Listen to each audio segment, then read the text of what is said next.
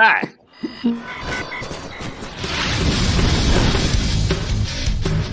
Welcome to the Bleeding Burgundy Podcast, a Washington football podcast by fans for fans. With your hosts, Jesse Martin. You want to play what? Okay. Say hello to my little friend. John Taylor. Quiet, numbskulls, I'm broadcasting. And Keith Gray. The King, your Majesty.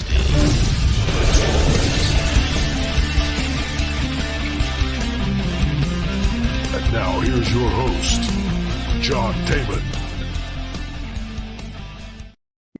Hi, everybody. This is your host, John Taman. Welcome to Friday afternoon. We're going to discuss the Cowboys. And as you can see here, we got a full boat. Everybody's here. Holy smokes. We got to start off right now from down in the UK.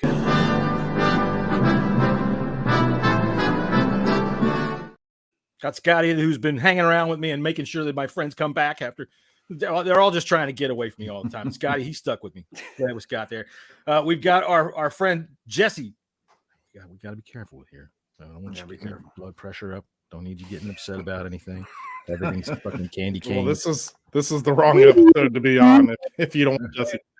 Whale music. I got something for him. All right, so there's our friend Jesse, and Jesse, dude. You've had a hell of a week. I'm sure that you're glad it's Friday. Yeah. It's been, I haven't even opened my phone, looked at Twitter, looked at any. I don't know what's going on. All I do know is someone at work told me today that Sam Howell was starting. So that's all the information that I've gotten. Yeah, there's actually information to go with that. So that's it. That's all I got. So can't wait to tell you. All this is going to be new news to me. So I'm excited for that. And of course, down there in the bottom left-hand corner, you got our good buddy, international. I'm not going to call you television sensation anymore because they keep taking you out of the picture, or they're telling you to go get a freaking box of nachos or something when it's time to put on TV. And Cameron had his back to the TV when they put him on TV. I saw his head, but I was like, there is this chance. International sensation Keith Gray. How are you, sir? I'm doing fantastic, sir. Thanks for having me on my own show again. Well, you're quite welcome. It's about time that you show up. All right, so we've got some easy listening whale music on the back there, so Jesse doesn't get his heart rate up too much. We know he had. We don't want him getting too excited. We don't need 911 coming crashing in the door there. All right, so let's see. Where are we going to go from here? I know what we're going to do. Here's what I'm going to do. I have decided that this is the best way for me to run the show. I do the opening, say hello to everybody, and say, and here's my friend Jesse Martin. Yeah, man, this is the wrong time to put it over to me because I got no clue. Hey, we're playing the Cowboys on Sunday, and looks like we got a new starting quarterback. Yes, we do. We do. Yeah, now, but who else is playing? Jesse, let me break the news to you. The news. When you asked who's playing, no one. Like half the team is out. Like half. It's going to be bad. And let me tell you, originally it was now announced by. Got to be up. What happened? Go on, Keith. No, Go on, we're Keith. good. Originally, it was announced by Ron Rivera that Taylor Heineke was going to be the starting quarterback. Okay. Yes, sir. But then apparently Taylor Heineke turns around and says, "Nah, man, I'm good. I'm going to be the good guy here, and you really should start Sam Howell because he deserves to get in there and play." So there you go. Really? Okay. There you have Interesting. It. So I've got the latest. I've got the latest game status versus Dallas here. So out are Jonathan Allen, Sadiq Charles, Cornelius Lucas, Brian Robinson, James Smith-Williams, Benjamin St. Juste, and questionable is Cam Curl, Jamin Davis, Nathan Gary, and Andrew Norwell. Oh, Nathan Gary's not playing. Damn. Nathan Gary isn't playing. Damn. There goes Mr. Jerry. Gary. So, all right. So what? So it looks like Sam Howell's going to have some of his weapons on offense, which is a good thing. Yeah. We can see. It's time to see what this kid has. Obviously, the season. We didn't get into the playoffs. And that's fine. Good. We weren't going to go anywhere anyways. Let's change. Let's be real, and let's see what the kid has, man. Let's see what he has. Keith, So what do you think? I don't disagree with that, other than the fact of this offensive line is abysmal, and I'd like to at least see something from Sam Howell to have something to hold on to going into the offseason. But what I'm afraid of is, one, we're playing the Cowboys. They're going to mollywop our ass this whole game. They're probably not playing a lot of. This is my favorite Keith word. They're playing for the division. Yeah, so okay. They've also got potentially. They've also got potentially first round. They've potentially got number 1 seed as well. Right. Yeah. It would have to shake out quite strange, but they're playing for the division, so they're going to go hard and they're going to whip our ass that entire game. And I'm not necessarily concerned about that. I don't care. We're going to lose, whatever. It is what it is, right? Of course, my opinion, because John's going to tell you a scenario that could happen for the Commanders, possibly. But without giving that away, my opinion, it doesn't matter because we're going to get our asses whipped by Dallas.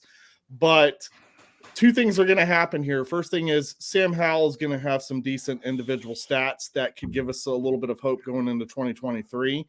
The only thing that bothers me about that is you have Ron Rivera stating this week that he's really saying that, we're short of a QB1 at this point. So he's still not even seeing Sam Howell as a QB1. But to be fair, no one is right now until you can get this guy out on the field, right? Sure. Right. You got to show the next coach what he's got. Correct. Or scenario number 2, Sam Howell just has a atrocious game, and it'll further set the agenda and narrative to the people that don't feel that he should be in there as, that's why he's a 5th round drafted, rookie. You don't put him in type deal. So I'm just not looking to kill this kid's confidence. I don't think one game will do it. Nope. I do think that it's not a bad idea to put him out there. Let us fans have a little piece of the chicken to hold on to until 2023. You sound like he's getting thrown out.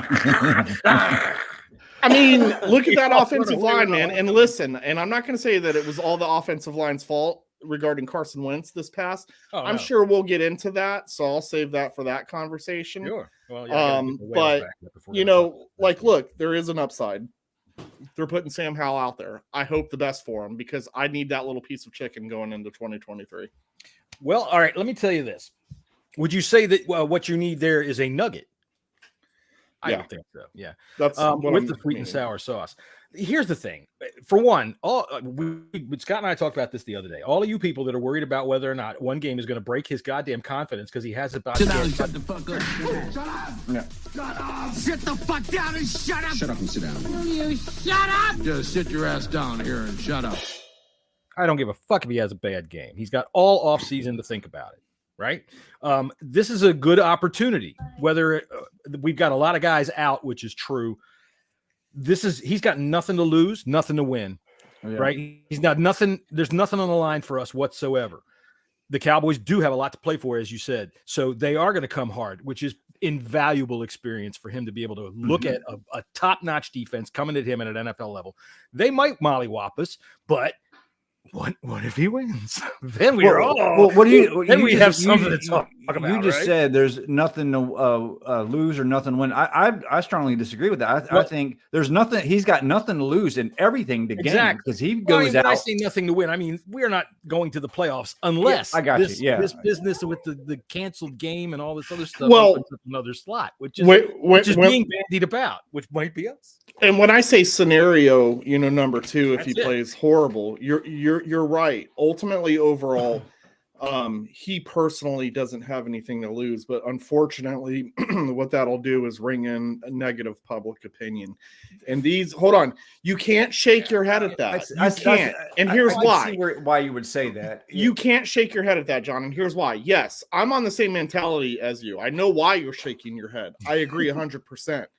These kids, man, these kids live and die by social media. They see it, and you can't tell me that it doesn't reflect upon them. But with that being said, you're a professional.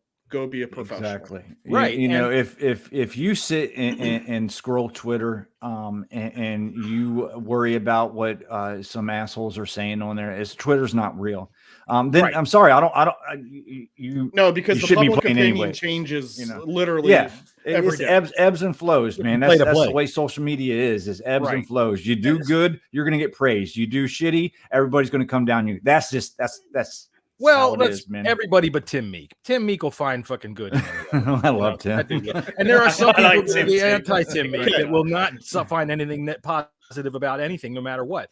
The fact of the matter is this: Ron is a freaking lame duck coach. Chances are, all right. Whether or not we're lucky enough to get the sale done by the Super Bowl, I think Scott, you were talking about a position where they could agree upon a sale, have money in escrow, and that allows a new owner to act.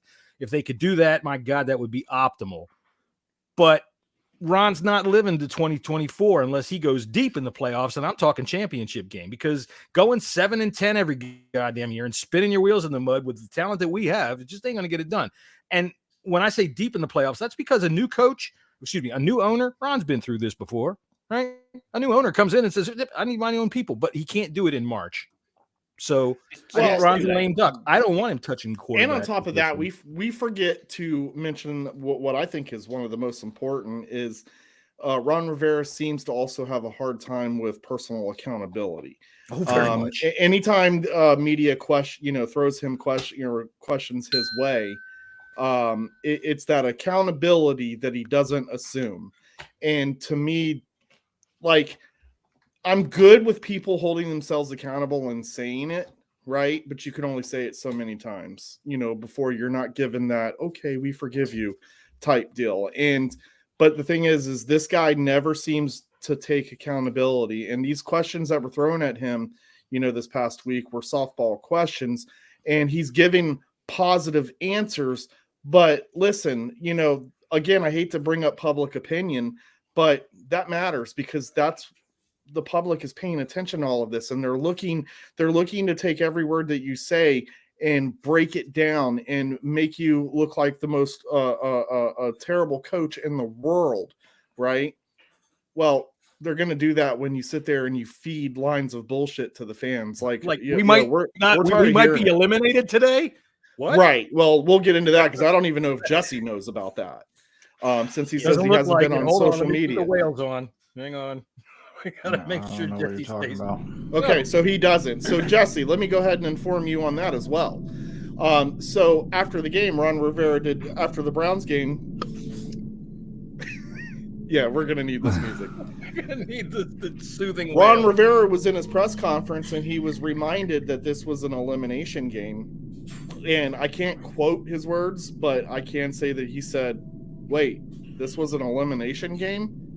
And he Do you think he was being sarcastic? Grant Paulson asked him, which Keith can do his voice, but what Grant Paulson asked him, I'm going to look into that because we weren't out at that point. We were out if the Packers lost or if the Packers beat the Vikings. We were out. Mr. Coach Rivera, I have a question for you. My question is this: you do realize that this was an elimination game, right? We can be eliminated this afternoon? Yes, Mr. Coach I highly Rivera. doubt that he was being serious. I mean, honestly, there's zero chance he didn't know the situation. Jesse, he didn't know. And facial he expressions. 100% did not know. And he was even honest about it. He was even honest about it at the end of the press conference. And then when it kind of gained steam through, of course, the socials, right? The public opinion, it was NFL even proven that he truly didn't realize that this was the game to lose and you're eliminated. Right, and you had the one set of people that were like, well, he's so focused on everything. I actually said Scott Abraham, I think, made a post about it, and I said, well, you'd think he would check the calendar, right? You'd think he'd check. It's fucking January 1st. Yesterday was New Year's Day, right? Or it's New Year's Day, dude. That means the season's almost over. You got to look at the standings and see where you are. And yeah, it just whether he's fucking with the media or not, dude, we don't deserve that kind of shit. You understand? As fans, he thinks that's the way to address the absolute terrible performance. And I'm going to go with what Keith said earlier, the personal accountability. Because I'm going to say an old guy thing here, but you guys remember, because Joe Gibbs came back, right? The first time when we lost, the first thing that Gibbs said was, we coaches, we got to do a better job. We got to do a better job coaching them up, getting ready to play. He took accountability every time. Every time. He would take it to deflect away from his players. I've never heard Ron take personal accountability for anything. Jesse, all I can say is trust me through all the reports and everything that came out. Trust me when I say he did not realize that this Browns game was an elimination game. Well, he didn't know the scenarios because the Browns game itself wasn't. If the Vikings wouldn't have gotten their asses kicked, we would have been okay. But the Vikings got their asses kicked, and that was it. We were out. It all came down to that because the Lions whipped ass in the 1 o'clock window. And then the Vikings-Packers was at 4 o'clock. Seattle won in the 1 o'clock window. So those were 2 out of the 3 that we needed to lose. And the Vikings-Packers was the elimination. Look at him. I don't know if his camera stopped or not. Are you okay? No. Call 911. Well, who keeps playing that stupid-ass music? Turn that shit off. It's trying to keep you calm. Yeah, that's your calm music, Jesse. I got no reason to be not calm. Well, we don't know that. We just want to make sure that we're keeping your heart in check and it's still beating. That's right. Yeah. Although I got to tell you, if you had a fatal heart attack and died right now, our fucking viewership would go through the roof. We'd go viral in a heartbeat. Right. And then what they would do is everyone would send prayers and they would say that it's all power to the prayer as to why you actually didn't die. Okay. Meanwhile, carry on. This assistant trainer for the Bills goes out and immediately renders CPR and brings this dude back. Yeah, but that was. We'll get in. We'll talk about that. But I just feel like I would just throw in some cheap shots there, because it's all power to the prayer. The prayer is what did it all. Especially the social media prayer. The social media prayer is what prayers did it. up. The high five symbol. I really hope that if something happens to me, that I have social media prayer because I know that if I get that, I'm gonna make it through these tough times. You better stop it right now because you did have something happen to you, and the friends of yours in social media stepped up, and even me, and I didn't even know you then. I think that was one of my first times I ever interacted. No, that wasn't prayer. That was money. I know, but you asked for help, and we gave it to you. Right, money. I didn't ask for pray for me. Yep. Cold hard cash. Listen.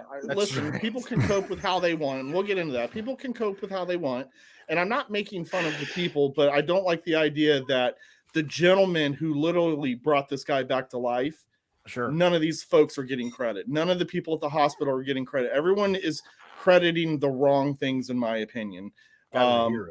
Or I'm sorry, not the wrong things. They're not crediting all the right things. Right. They can have their faith. No, you know what? I'm not even going. I'm not making fun of the faith part, though, and I need people to understand that it's not the rabbit hole we might not want to go down. Right, but you got football guys praying on air, and then they get on there and they give power to the prayer because great, he's his health is updating every day, and that's fantastic. I love it. I love hearing it. I love reading it. So on and so on. It's great for him. It's great for his family. It's great for the game, whatever the case may be. But it took several days for people to come out and really give, their praise to the people. These medical officials that first responder. He right. responded 100%. When you're a trainer, and that's the part that bothers me. And then you got them coming out of the power of the prayer. No, stop it. It's medical. You want to know something even better? If you look at the photo of the Bills on the field, all kneeling, taking a prayer, number 33 is still standing up.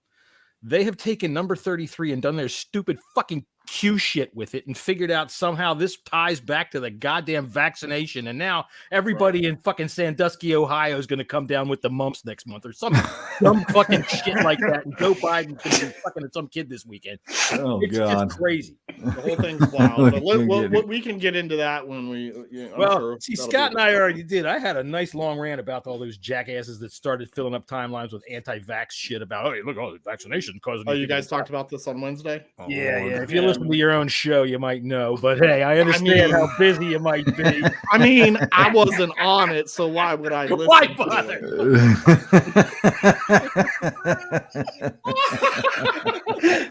The man's got standards. I don't care about these tea drinking goons and then this guy who's going to sit there and tell. How dare you, sir? You've ruined my future. Jesse, I can imagine what Wednesday's episode was like. You got the two UK guys sitting there drinking tea and eating crumpets, and then you got John over here.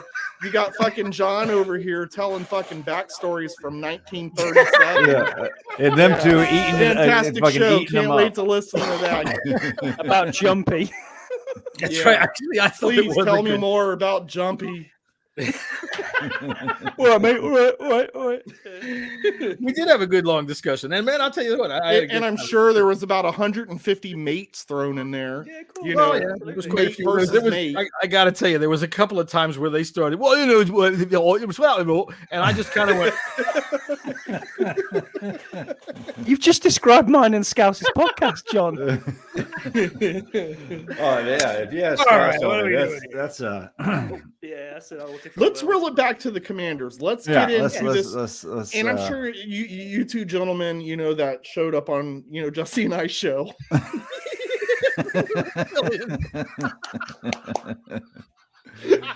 We appreciate it, by the way. Yeah, we right. appreciate it. Yes, we're here. Sorry, we're a little busy. Hey, Jesse, you know what that reminds me of? You know how, like, when you watch ESPN, it was always like, you know, the Monday after Christmas or New Year's, the A team was always off. The team was running the shows. Now, see, I don't know if Scott will know this reference, but you know who we are? We are the guys at midnight that are on the local news standing out front of the post office on tax night. Everybody coming in to file their taxes. Look at these late people. That's the lowest rung you can be. The late night radio guys got their first taste of daytime talk show. It's great. Oh yeah, right. yeah. They Welcome to the Bleeding Burgundy Podcast with John and Scott in the smooth hour. That's right. Now let's take it back to that Browns game, which I'm sure you guys had, you know, a little bit of discussion on it. But since, you know, Jesse and I are here, we don't have to go too deep into it. So I'll go ahead and I'll start first. I'll ask Jesse the question. Jesse, what'd you think about them pulling Taylor Heineke for Carson Wentz, and how did you feel about Carson Wentz's performance? Well, I've stick to what I thought it was the right move, and it was shit. I mean, he just wrong. Played like shit. Yeah, and I don't even know if we were wrong, because let's be honest, guys. Taylor Heineke has been awful too. I mean, you gotta really look at it. And listen, Carson did not play good at all. He really didn't. Spell good. I'm not going to, just dive into it, because that's last week's game. It's over. It's done with. It is what it is. But the fact of the matter is, I still agree with my assessment that they needed to change over to Carson Wentz. Was it the right move? Maybe Taylor could have played better. Maybe, I don't know, but I still think they should. They changed back to the starting quarterback, the original starting quarterback. I mean, after Taylor lost 2 games in a row and tied a game, 2 winnable games, and so yeah, I do not disagree with it. Just didn't work out. Yeah. So to give my input on that, obviously I was pro Wentz. So, you know, looking back, I was okay with the decision. Because again, I've always said I felt that Carson Wentz was the better quarterback. And I still think that for all the reasons that we thought it was going to happen. You can correct. Still think, you'd be wrong now. Correct. Now, here's the thing: being at the game live, this is just a fan perception. It's not, you know, the actual reality. It's just my perception of what I feel that I saw. I saw a team out there that legit, I feel like, wasn't as excited. They didn't play excited. The energy level seemed down that game. Now, I don't want to contribute that and say, well, it's because they rather play for, you know, Heineke. These guys are professionals. Right. They get paid to go out there and play. Now, do I feel like that every single one of their hearts were in it due to that situation? I don't think it was. Now, with that said, that wasn't the reason for the loss. The reason for the loss was Carson Wentz was 100% an absolute statue. He was He was a deceased human being behind center. He played deceased. Straight up flatlined. And I know that this is bad to even say this, considering of the other situation that happened, during the Bills, Bengals game. But I'm not going to change the way that I felt, because that's exactly how I felt at that game. Watching it was. So wait a minute. You were thinking that you wanted to watch somebody hit him in the chest and have him go down, and or am I misrepresenting? I was thinking I didn't want him to throw 3 interceptions that game. That would have been nice. And you know what I would like to see? And look like an actual zombie behind center, because that was not a living heartbeat human being behind center back there. It was awful. Even his 2 to 3 step drop with his 4-yard pass was and I mean that thing. I was 8 yards away. That's the problem with this 4-yard pass. And listen, that right there told me everything that I knew we were going to see this game. It was brutally bad. And I can accept, and hey, Ron Rivera, take accountability as a fan and say, I was wrong. Right. I was wrong. I'm not sure how Taylor Heineke would have played, but what I am sure of is Taylor Heineke wouldn't have been a deceased body behind that line of scrimmage. Remember during the game, because you wouldn't watch the game, you're watching out of your heart. During the game, you and I and Scotty were chatting back and forth because, Keith is out in the stands, bringing the crowd along because that lady in section 1W or whatever. Bro, I didn't even stand up that game. I literally just didn't see you on television. That's probably why the director on CBS said, "You know what? Get everybody but that lazy bastard over there." And see, now I forgot the hell what I was going to say. So I'll tell you what, because Keith, you didn't see this at the beginning of the game, but Carson Wentz had a tender moment with his family, and we should. I did see it. It was right in front of me. I'm sorry, honey. I'm sorry.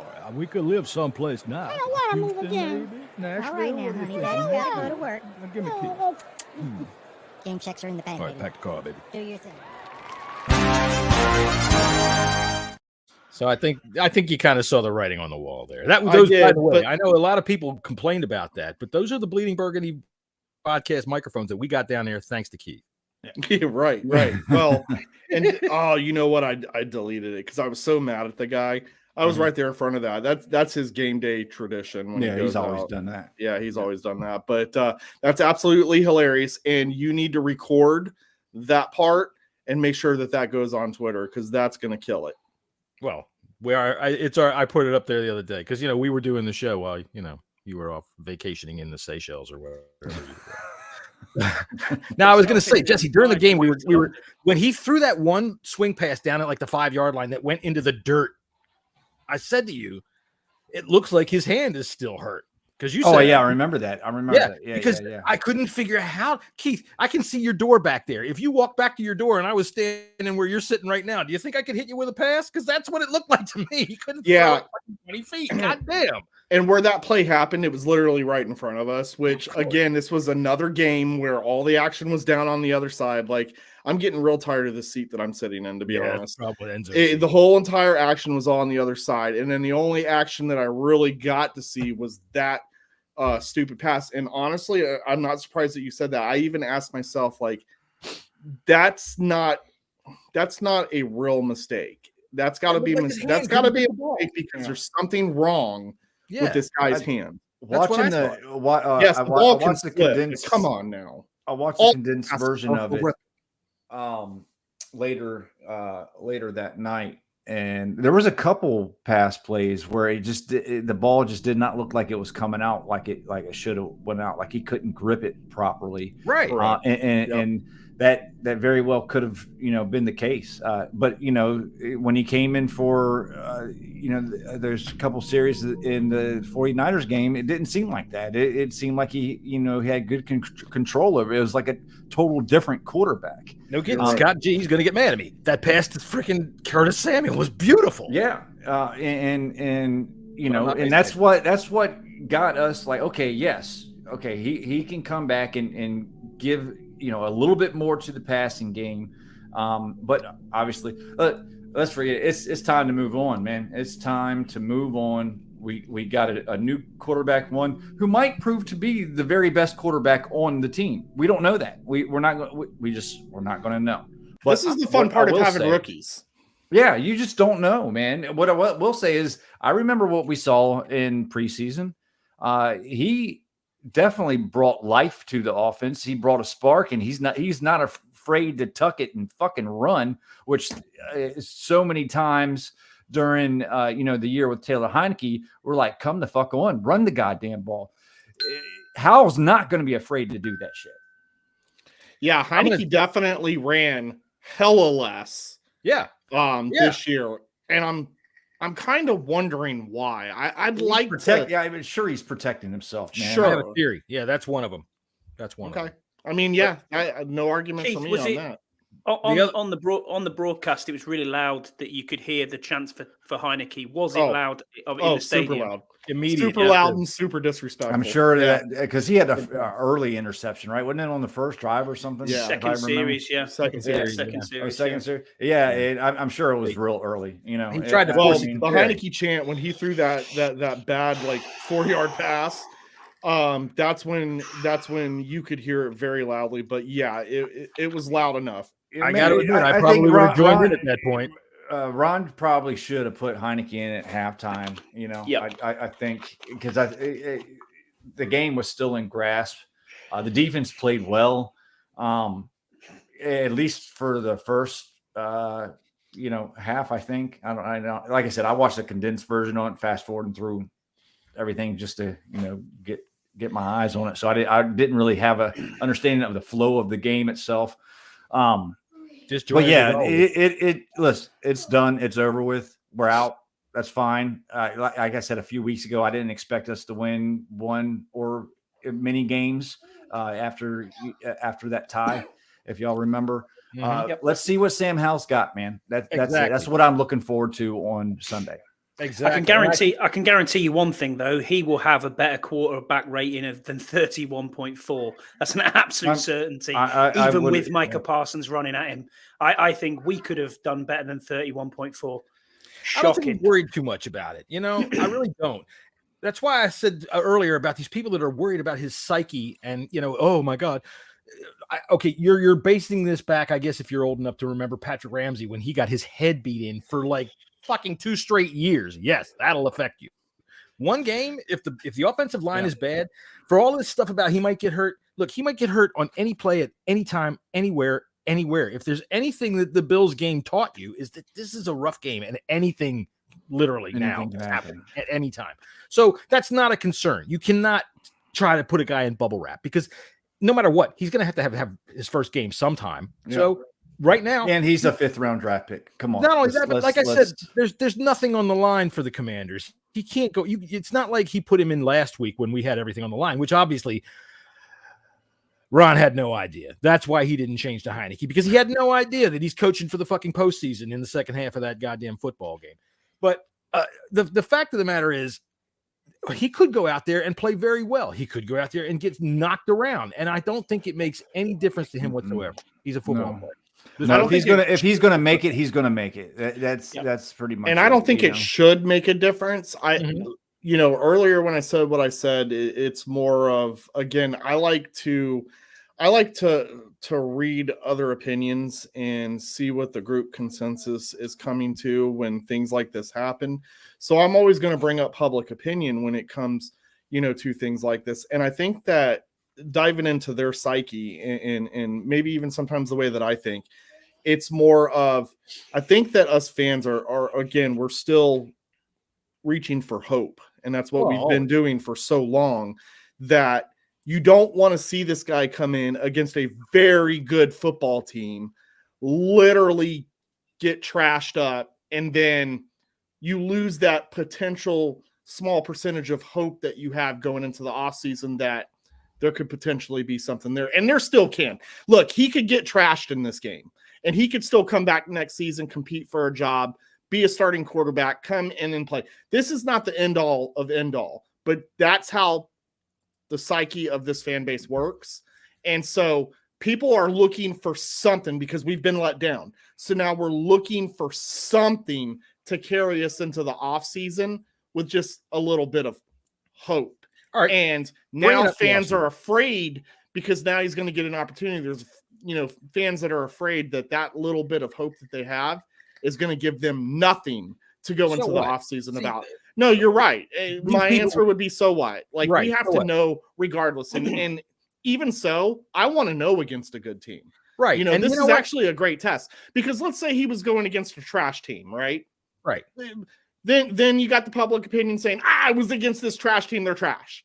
Right. But like if you're going up against a trash team and he throws 400 yards, but it was against the team, you know, seeing him not only is going to show his physical toughness and what he knows, what he's grasped from the offense, how he works the huddle, but also his mental toughness too, man. And that's a big part of being a quarterback is the mental toughness. That's probably the most important part of being a quarterback. You can't worry about the outside. You got to worry about how much has he studied and retained the playbook? How does he call plays? And can he get his teammates to trust him? That's it. Here. Well, I don't think a quarterback is going to worry about Twitter. Well, just to give you an idea on a fan perspective on my end, when I heard Taylor Heineke was starting, I really didn't have any juice in me to want to go to this game. Right. Then when they changed it to Sam Howell, I'm kind of like, all right, it's still a bust for me to go, but I paid for this ticket. I don't want to go through the hassle of selling it. Might as well go and at least I can see this rookie come out and play. Probably will wind up into a Cowboys fan. All right, so off season, real quick. Okay, before we transition into the Cowboys game, since you brought this up, and I think that this is a very important topic. Real quick, we're going to go around the room here, and we're going to go clockwise from where I'm standing at the top left-hand corner. So, Jesse, this off season, your number one primary goal. I mean, as quarterback, man, got to figure it out. That's the number one primary goal and that needs to be the number one goal every single second of the franchise existence until you find your franchise quarterback. Scotty. Offensive line changes. It'd be my number one. Keith. Yeah, my number one would, it comes in two parts. It would be hope that Sam Howell gives you something exciting to see this Sunday, and use this offseason to improve your offensive line, and go ahead and toss the bone to your rookie next year. Let him ride it out instead of trying to find these bridge quarterbacks that are giving us the same results every year. See, all right, for me, this offseason is a wash. I want our next left tackle. We've been very good at finding, and I mean, historically, that's the one thing in the Dan Snyder era that we've been able to say has worked is finding stud left tackles in the draft and be able to keep them for a long term. One of them. And if we have if we have something in Sam Howell, that left tackle will helps out considerably. Yeah, exactly. When you know, and we're going to talk about this in the offseason a lot more. We're going to dive into the depth chart and have lots of conversations about it. But this is a big game for Sam Howell and for this fan base, man, because if he does show something that will give the team ability, whether it's Ron at the helm or not, it will give the team the ability to be flexible in putting more into the offensive line first and foremost, you know, and that is a big thing. And here's why. Hang on, let me finish my first point because of my dream offseason. I don't want Ron touching quarterback. I would like a stopgap. All right. I don't want too much expense because I think he's a lame duck. Stopgaps, man. He's a lame duck. All right. And one of the things that every coach that we have had since Snyder got here has been asked, the first question in his interview is, can you work with blank rookie that we just drafted and then fired the coach? Can you work with Haskins? Can you work with Campbell? Can you work with fucking Cousins or RG3? Can you? And all of them lie and say, sure. And then they get here and they go, nope. So I want to break this cycle. I'm looking at 23, frankly, as a limbo year.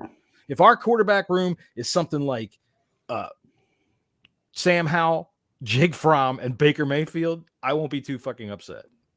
So, yeah, like Lee said last week, you have to look at the situation. Let me get the whales. Hold on. Go ahead, Keith. You have to look at the situation the way that I'm seeing the situation is if you think you got something in Sam Howell and you see a majority of the reason why you drafted him in this game, then that gives you hope for 2023. You still, if you do not sign Taylor Heineke, you're going to have to look for another veteran guy. For me personally, I don't think that you have to go out and get the best guy that's out there or the next best guy. Just get yourself a veteran quarterback. Right. But when you do that, understanding that is a QB2 veteran quarterback, because you're going to roll this season with Sam Howell. I tell you what, I wouldn't mind if they gave a modest deal to Taylor Heineke. And the reason why is because this cycle of asking the next coach to deal with the previous regime's quarterback, it doesn't work. It does, though, man. Look at Trevor Lawrence, dude. I mean, that's an example right there. That's a horrible situation. And the number 1 overall pick, that guy was going to succeed anywhere except with fucking Urban Meyer. If the guy is the guy, then you got to go after him, man. See that guy this year?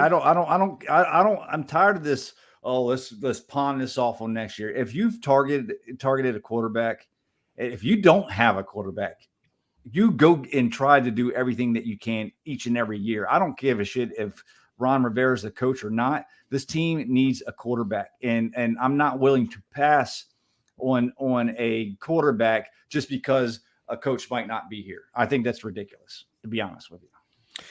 But what? Hold on a second. What did he just say? Heineke's earned a new contract. I think that he needs to. I think that he needs to add more to that statement there, as a QB2 or a new contract as a QB1. Because QB2, I can see that. Yeah.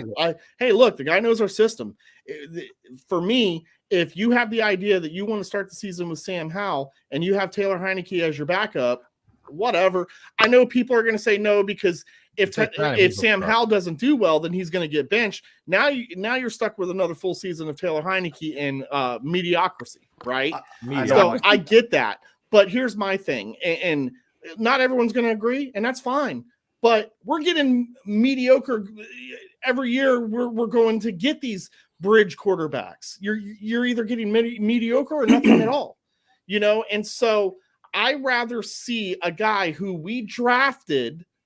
Okay, he got a full year to sit. No, let's not count this last game, but he got a full year to sit. He's our pick. I mean, okay, we brought him back from the.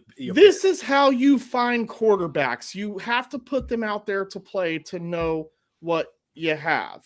And if you see skill sets that can further, and this guy's workable in practice, and this guy can be improved on the things that he's not doing well in, year 2, year 3, if you see progress, then that's the guy that you roll with. The problem that we run into as fans, and it's no one's fault because we've had so many losing seasons, is we fans, we're looking for instant gratification. Yeah. And unfortunately, unless you're in position, and it's still not a guarantee, but if you're drafting 1 or 2, okay, you're not going to get that instant gratification. And yes, we're going to have to spend more time to figure out if this guy can be the guy. But that's the reason why you draft these guys. So for so many years, we did it where we're pulling retreads, right? And we think that we've got something and then nothing comes out of it. I'd rather have a losing season to a guy who's young, who we thought maybe could do it, as opposed to what we've dealt with this year, Carson Wentz, what we've dealt with in years past. At least it's showing that we're trying somehow, some way, and people will say that we don't have the coaching staff that can do this. Somehow, some way, we can develop our guy.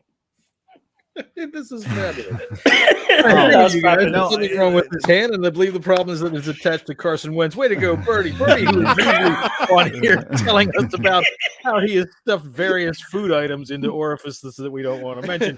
That was probably the funniest thing I've read all week. One thing I will say is I don't want I think it's time to say goodbye to Taylor Heineke. Whoever the quarterback is next year, you cannot have Taylor Heineke breathing down. Down their back. If we're going to give Sam Howell a go next year, you can't have someone because he's too polarizing, and it's not even that he's good. He's just too polarizing to his fan base. Yeah. And it's hearing that those Heineke chants after an interception, that will destroy somebody. I just think it's time it's time to say goodbye. Well, to here's Heineke. the bottom line. All right, Taylor Heineke. I think he's ready to go. Whether it's not a personal thing. It's not about, I got to get out of Washington. It's a matter of he has shown that he can win in the NFL. He can string wins together in the NFL, and backups that show that they can do that can cash in, and he's going to. Yeah. All right. He's deserved it. He earned it, and I'm very happy and proud of him to say that he earned it with us. I mean, seriously, he might go off and fail. He might not get top starter money, but this is a quarterback starved league. That dude has a future now. You're right about that. I'm glad for him. So, and honestly, if we signed him to like a 2-year deal, I wouldn't care. That would be fine. Because I think, like I said, I think 2023 is a freaking it's just a dummy year, because if we get a new owner this year, which it looks like we're going to do, because I think I saw that in the newspaper that Dan Snyder moved in next door to Scotty down there. Yeah. Isn't that right? He's Burrows. Right. No, he's living next to he's in Burrows' shed. Yeah. Hey, where's all that beer you were talking about? So, all right. So Snyder sells. A new owner is going to replace him unless he goes deep in the playoffs. He's going to replace him because they all want their guy, right? And I swear to God, the coach quarterback combination is an integral part of the puzzle. It doesn't always work, but I think if you're going to go out and you're going to make that big change and you're going to bring in a new coach, you're going to bring in somebody new with a new philosophy, get him the quarterback he wants. Well, and I can tell you, if Ron Rivera remains with this team next season, Jesse, since you haven't been on Twitter, now the midweek talk was Rivera and most coaching staff are out in the open by saying we need a quarterback. So that's going to be definitely something on their menu of something that they're going to try and take care of again.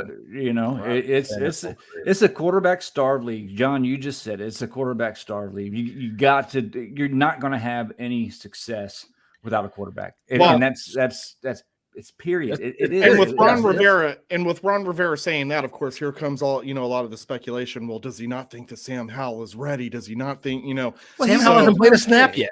Right. Yeah. Well, again, you can a coach can, I guess, base that opinion upon practice and how practice is. To have an idea if a guy's ready to go out on the field and play, his first game or not. Would be my assumption. From what I heard, he had problems with the verbiage, and that's. Well, I mean, okay, he's had a year in the system, but see, I don't think that what his answer is any kind of damnation of Sam Howell. I think he's just saying, for right at this moment, you don't know. He hasn't played the game yet. There's also still a question. There's also folks even if he has a great game.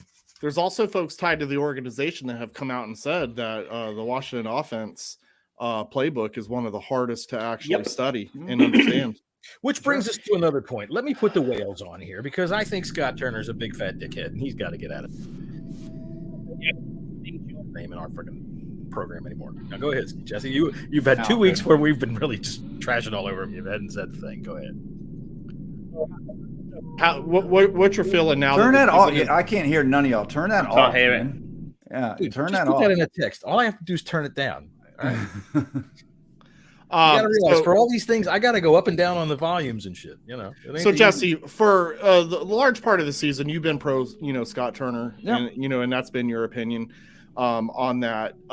You've also called out his faults too. So this isn't an unbiased, question, but overall, this child does not understand. Put the whales back on, then he'll chill out. Now my man's over here playing Star Wars. It's cool. But anyways, so to finish my question, Jesse, what's your overall opinion on Scott Turner? Do you think that he should keep his job for next season? Has he shown you enough? The thing about Scott Turner is he hasn't even been able to play his offense. We haven't had a quarterback to run the Air Coyle offense whatsoever. So he's had to basically, but he hasn't. Change for Taylor Heineke for the past 2 seasons. He hasn't. But he has, though, because that's not. They're not. I mean, it's. He absolutely has changed his offense, because it's not the offense that he wants to run.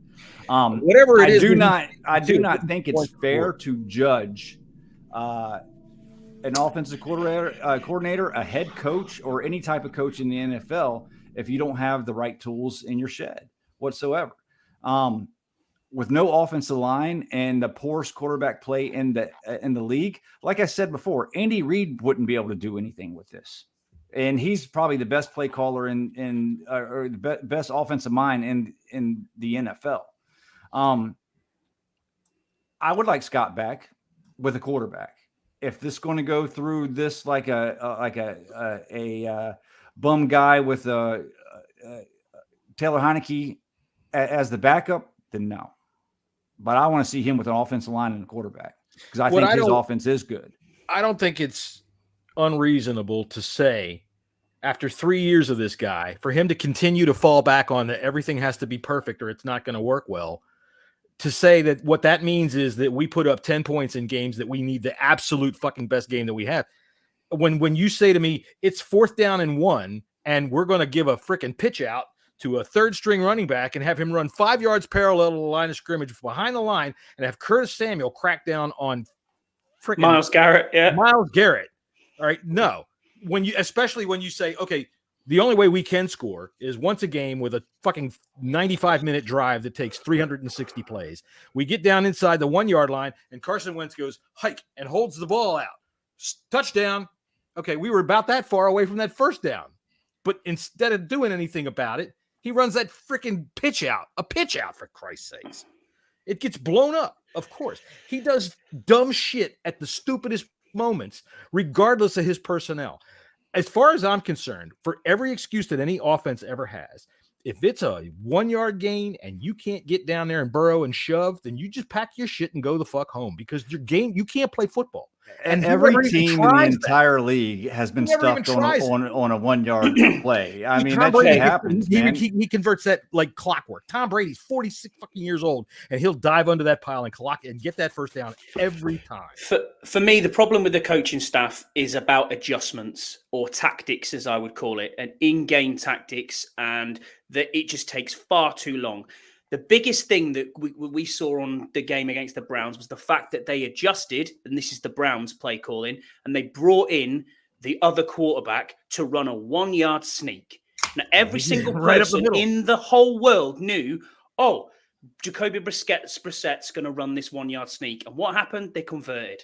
Right. And you know what? Why are we not doing things like this? Scott turned up in the booth head. And I know that's not Del Rio. That's maybe Del Rio's fault on that call, but it's just so slow. The plays, the adjustments that are there. We don't seem to have an offensive or defensive mind where we can change the plays or change the protection scheme that's around the offense or have the quarterback audible the play.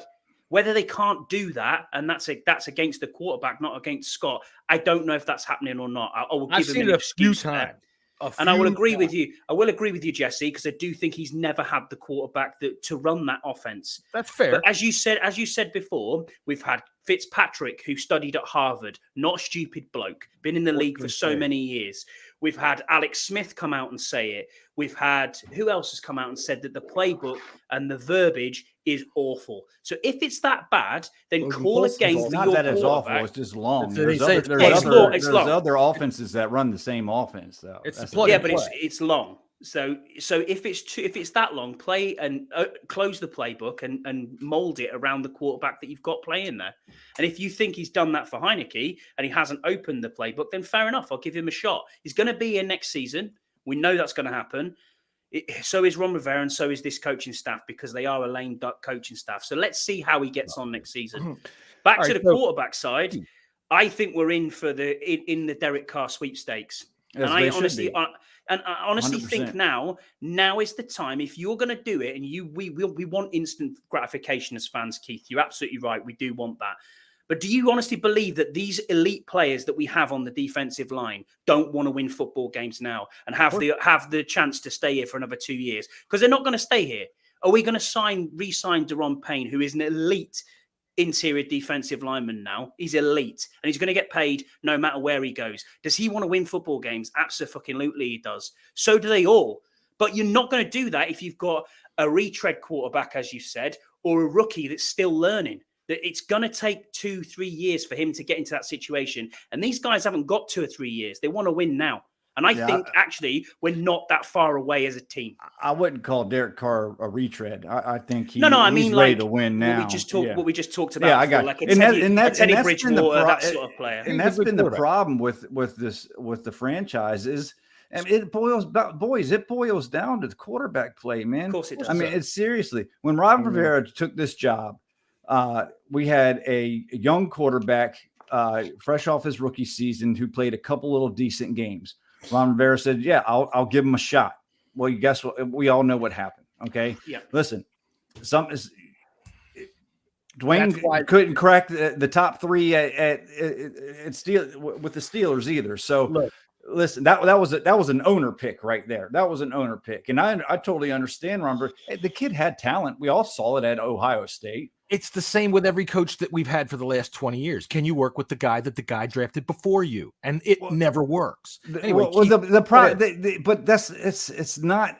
It never works, man, because it has worked. Coaches not here. Changed. That's the point. It's never worked here. We've done this over and over and over. Well, that doesn't mean it's not going to work. It really doesn't. I'd rather the coach pick his own guy. That's what I'd rather. Well, we're not willing to wait. We want instant We want gratification. Like the last people if the organization starts listening to fans, everybody should get fired immediately. We are the dumbest fucking group in the entire picture. Fans are stupid, right? We know that. The fact of the matter is, Scott, you made a good point. There is players on this team that are at the top of the pool, man. They're the top of the heat, you know.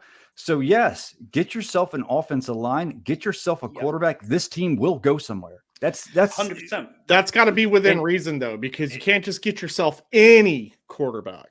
Yeah, that's what I mean. You got to figure it out, and it doesn't have to be a top 5 quarterback, guys. No. Listen, we the past 2 seasons we are bottom 4 in quarterback, and we're still winning almost half of our fucking games. Right. I got a question about that.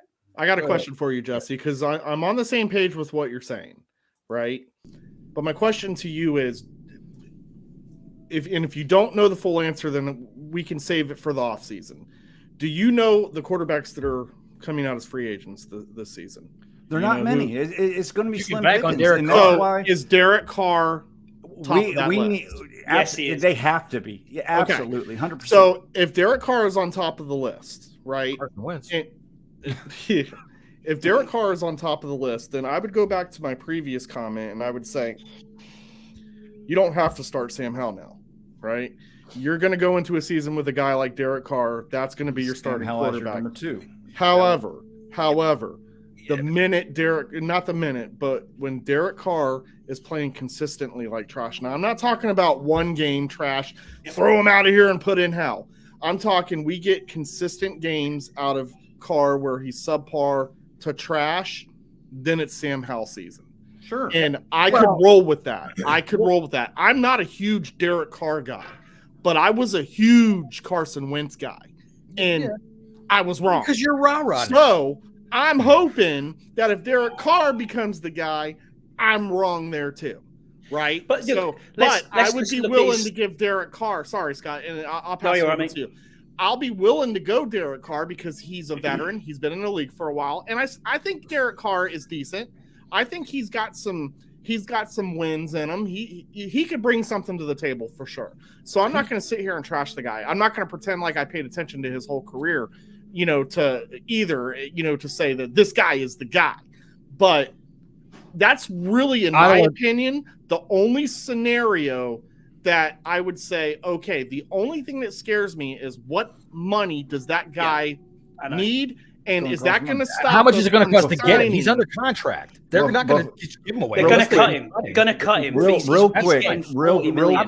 Remember. Go ahead. We were tops in the Russell Wilson sweepstakes. They're not afraid to go. And we missed out. Yeah, thank goodness we did. That's the thing I was going to say. We have to make sure that we keep we can't just say we're going to grab Derek Carr because somebody else might grab him for us. And I don't want to tell on anybody, but Scott actually used the words Hall of Fame and Derek Carr in the same. No. Let me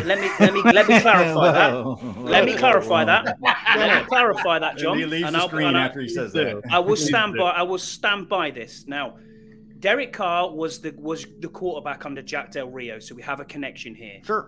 He is owed $40 million at the end of the season unless they cut him. Now, the Raiders are not going to pay that, so he's going to be a free agent. How much dead cap is that, though? I don't know. A good amount. I know that. But they want him gone. They definitely want him gone. Sure. I think he's not even been at the facility for the last 2 weeks. So come on, he's gone. Oh yeah, now, for sure. We have a way in there. I've gone back and checked his record. Now he's had 3 head coaches and 6 offensive coordinators. So he's learned 6 different playbooks.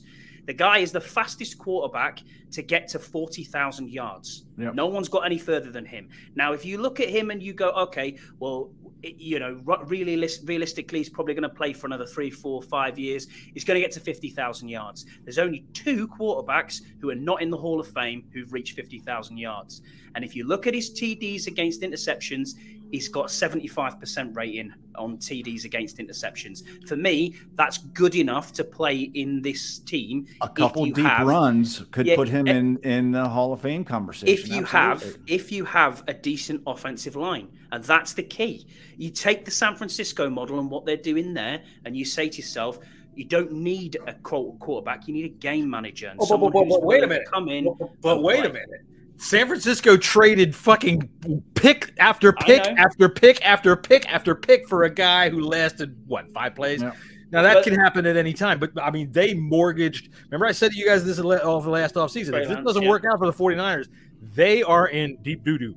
Unless, of course, they can make 7th-round picks like this guy work, which now they're probably looking at their pocketbook going, shit. And look at the system that they've got. Brock Purdy's winning games for them, and they've got a very good team. Quarterbacks too. Of course they do. Of course they do. Brock Purdy again.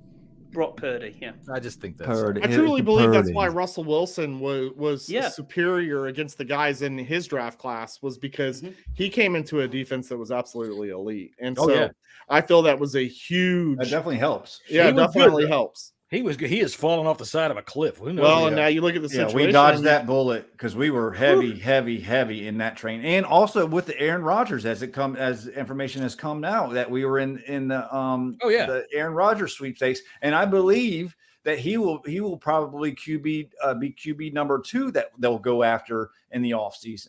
Now, there's a potential possibility Tom Brady might shake out as well. I think he's going to Vegas, man. I think he's going Vegas. Who? And I think Brady.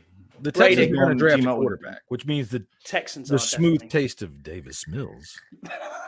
Now over with. No uncaffeinated. Davis All right, Mills. Cowboys. We're past time. Let's get 5 minutes on the Cowboys.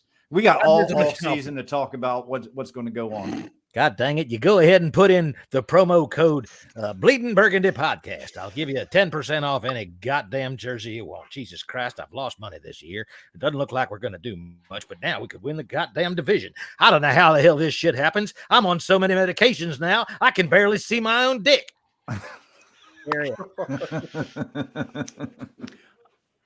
All right. So what do we expect out of this game besides a mollywhopping?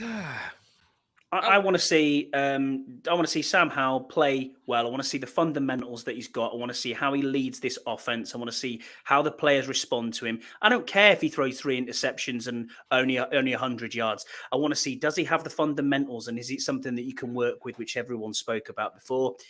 I want to see the rest of the team. It's going to be 2nd and 3rd stringers that we're playing. Chris Paul's going to start. Wild Goose is going to for I want to see what these guys. I want to see what these guys are going to play. And have we got anything in these to retain them for next season? I'm really excited about this game. It is Cowboys week. It is deflating that it's Cowboys week and there's nothing on the line. But this is potentially Dan Snyder's last ever game. Yes. So can we not get excited for that? There you go. Yeah. That takes the cheese right there. Keith, what about you, man? What do you want to see out of this? Well, speaking of Dan Snyder, the week that news went out that they put the team up for sale, I hadn't seen Tanya Snyder at FedEx, and they weren't there last week. Before she was there at every single game. Yeah. She was in the public eye.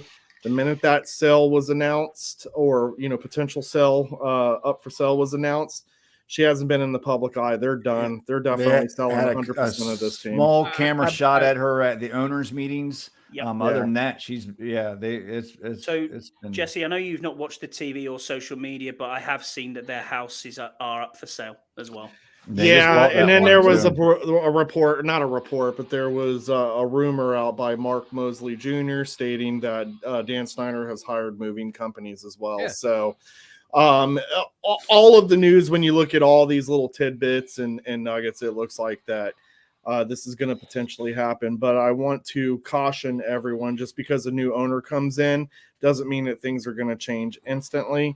And you don't have a choice but to, yes, everyone's going to be happy because you see a brighter future ahead. But again, this is a league with instant gratification.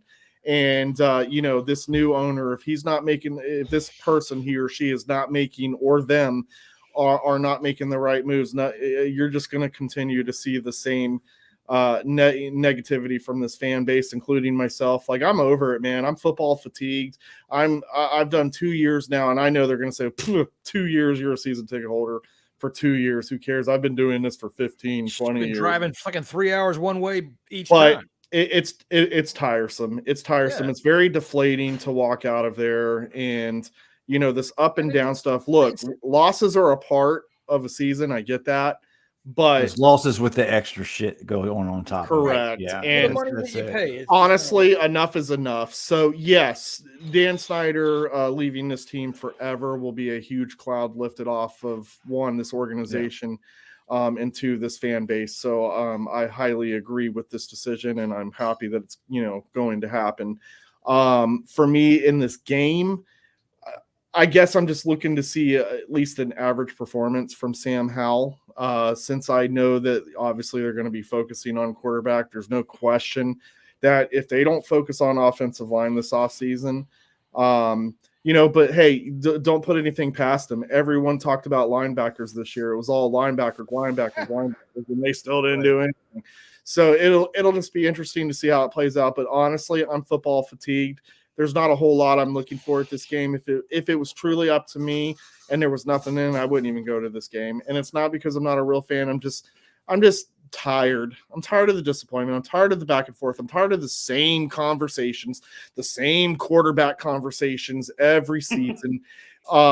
Just the same thing every season. It's just enough is enough, man. John, mark the day. Stop talking and start doing, because enough is enough. That's right. John, mark the date and we'll rinse and repeat this podcast on in 2024.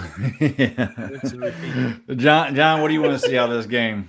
Well, I got to tell you, now that I find out that Dan and Tanya ain't going to be there, well, I'm finding that my desire to come in and watch my team just come in there and mollywop the shit out of your boys it's flagging, I got to say, because I've been hoping, like I told you last year on the show, that I wanted to see Tanya in a thong. And frankly, my chances are getting a little thin here. And if I was telling the truth, Jerry, I'd actually want to see Tanya in a thong too.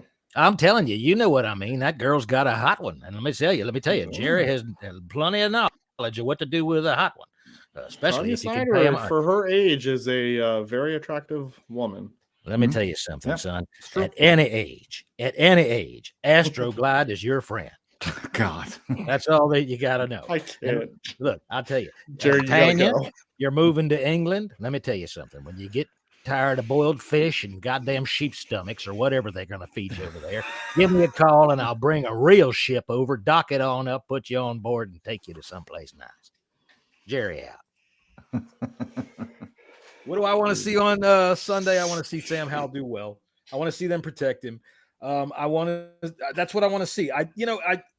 I keep saying this to all the people all week long that have been wringing their hands about, well, what if he hit him? What if they hit him? What if they hurt him? Look, Sam Howell. NFL. I don't care about injuries. Remember 2 years ago, all three of us, right? Not you, Scotty. Sorry, we didn't even know you back then. You're a person known, not Ronald. But back we were talking about this guy, Taylor Heineke, and how going forward, the fact of the matter is that he's been fragile. Jesse was saying it over and over and over again. But he has survived behind this line. I don't know why anybody doesn't think Sam Howell can survive behind. He's got a couple bumps and bruises, but he survived. Yeah, right. These guys are football players. Stop treating them like they're little flowers. That's what they do. All right. They go out and they play tough game. Yep. So that's what I want to see. And the potential that they win the game exists. We shouldn't have beat the fucking Eagles, but we did. Scott Turner somehow said, "Hey, somehow my brain's working today. Let me do something right," and he did. So maybe they do it again tomorrow. I just want to see some competence and confidence from the young kid, man. Show us you belong. Let's make a few reads. Let's make some right decisions. I don't care if we win this game. That's right. That's secondary. Yeah. I just want to see that you have some grasp on what it takes to be an NFL quarterback. That's it, man. That's pretty much it. And I want the guys up front, but we got some Chris Paul. I want to see him maul some people. We've heard a lot of good things about him from other players in practice. This is not just all about Sam Howell. I think Jared Patterson's going to play. Sure, get 140 yards and 2 touchdowns. It's the chance that don't get on the field. Let's see what they got, and you never know. You might be able to find a diamond here or there. All right. Well, let me throw a last topic out. We're already an hour 10, so let me throw one last topic out. Sonny Jurgensen is going to be retired. Retired. He's going to be honored tomorrow or Sunday. I'm sorry, I keep thinking it's Saturday. He's going to be honored Sunday.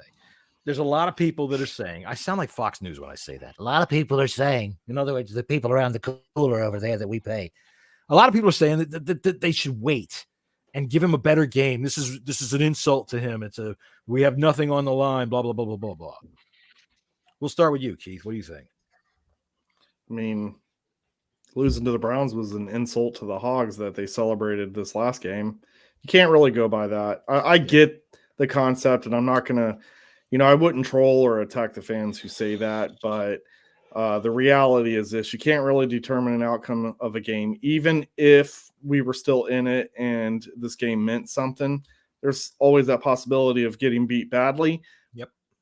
Just losing. You know what I'm saying? So just retire the jersey. It needs to be retired. Let's not carry this on.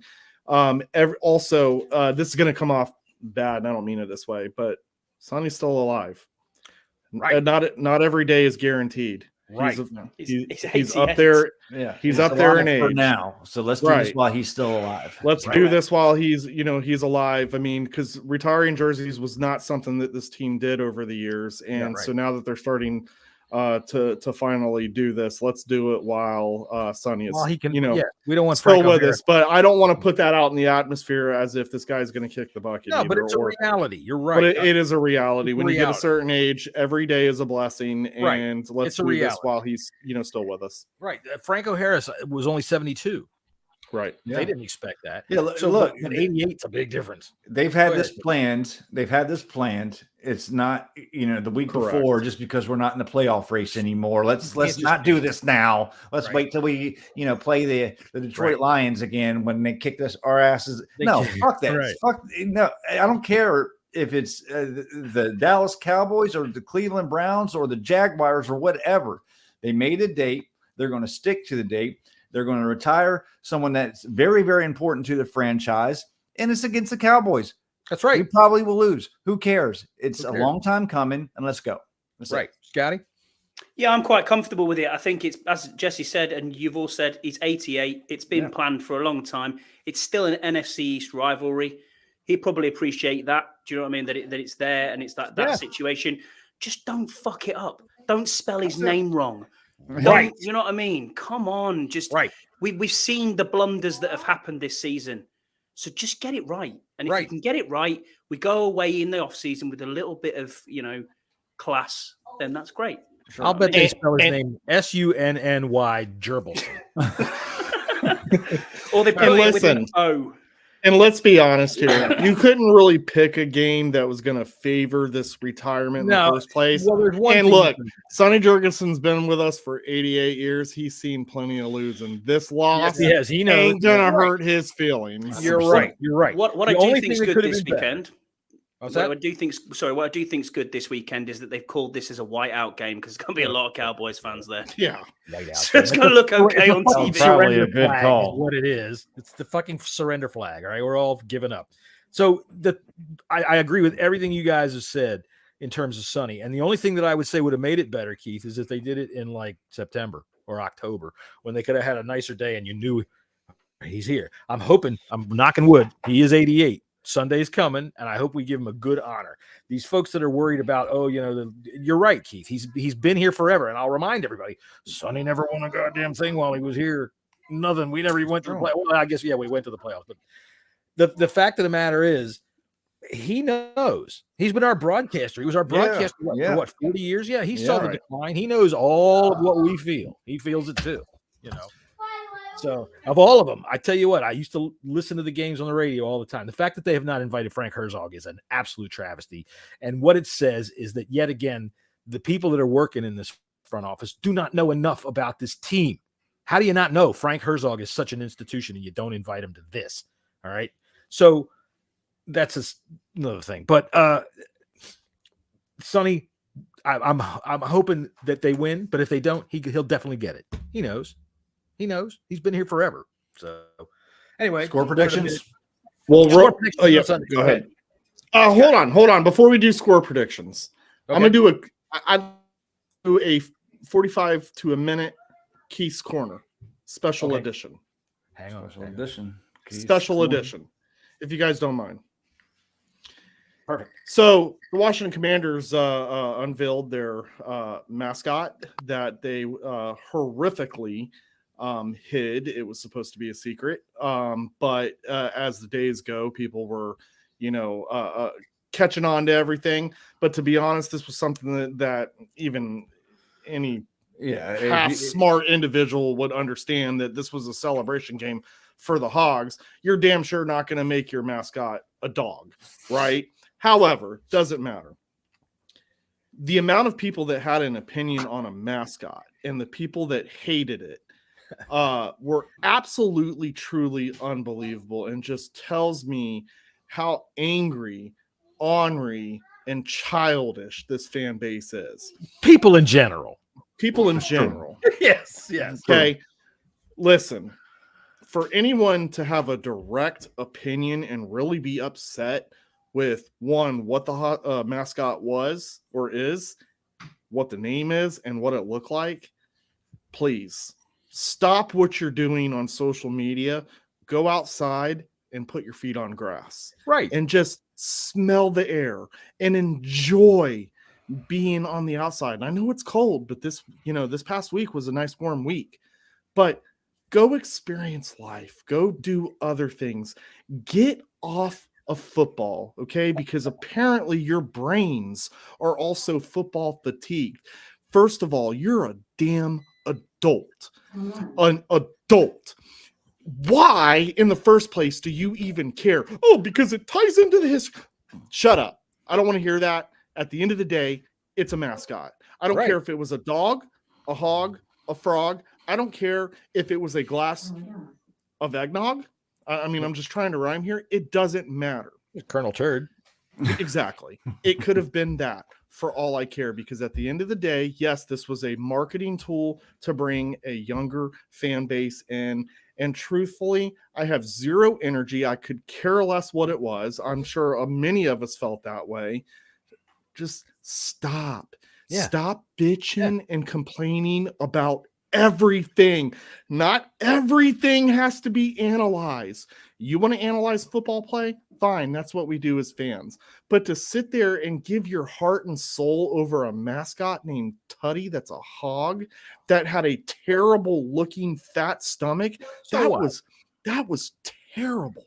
I didn't like the way that looked. It looks just like most of them. Right. It was terrible. It was all like, I don't know, a pig that's got all this Yankee, like just janky stuff all. It looked bad. But guess what? Fans, guess what? Grandma and cousin Joe, because I know you guys are the only ones listening. Guess what? Who cares? It's for the kids. And if the kids like it, let them like it. That's it. So stop bitching and complaining. Just go outside and enjoy the fresh air. Thanks. Can I play it? Sit down and shut the fuck up. Shut up! Shut up! Sit the fuck down and shut up! Shut up and sit down. Will you shut up? Just sit your ass down here and shut up. I don't think it looks all that bad, honestly. I like the whole. I kind of like it. I think it looks fun. It does. It looks fine. And if they gave me the opportunity to get inside it, I would. And I know you would. A ton of fun. Hell yeah, I would. And I'm gonna get me a shirt with a mascot on it and just wear it. I actually have a shirt. They were giving them out that game, Jesse. Clip that, John. Clip that, John, for Keith. I want to get inside it.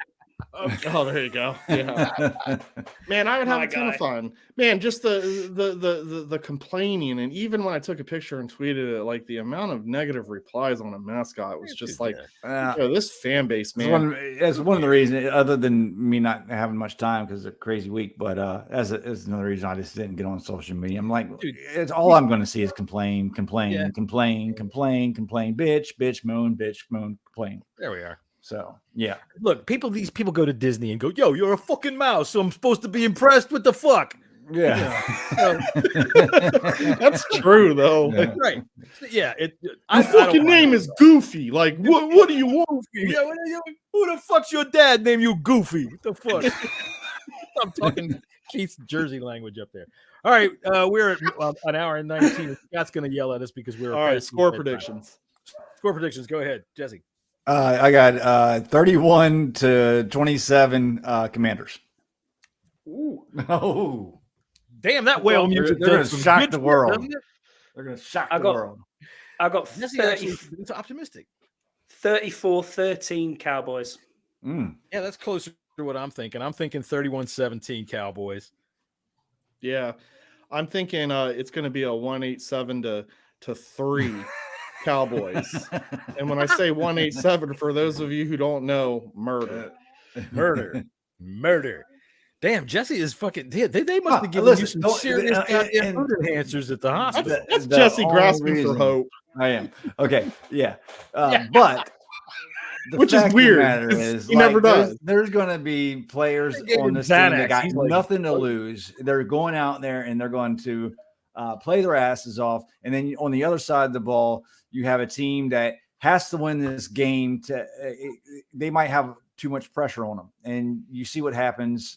Pressure, and it's the Cowboys. It's the fucking Cowboys. It is a division game, and I will say it doesn't matter how bad a team is. But I'm holding on to that thread. It's a tiny thread. I'm holding on to it so tight. That's a good thing to do. Hey man, if it's the only one you got, that's what you got, and it's the last one of this year. So I guess we will see you on Monday to talk about victory if Jesse is correct. So from the Bleeding Burgundy Podcast, we're out.